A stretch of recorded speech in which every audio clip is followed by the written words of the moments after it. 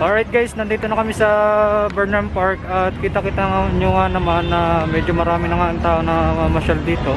At speaking of Burnham Park, explore natin to ngayon. Samahan nyo ko ngayon.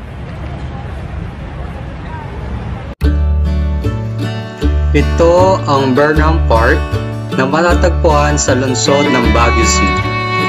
Kilala din ito sa tawag na Burnham Park Reservation.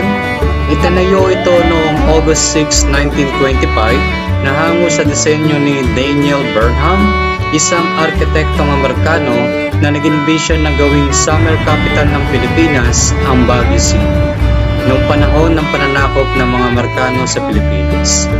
Meron itong lawak na 32.84 hectares at pinapaligiran ito ng mga puno, halaman at iba't ibang klaseng mga bulaklak. Matatagpuan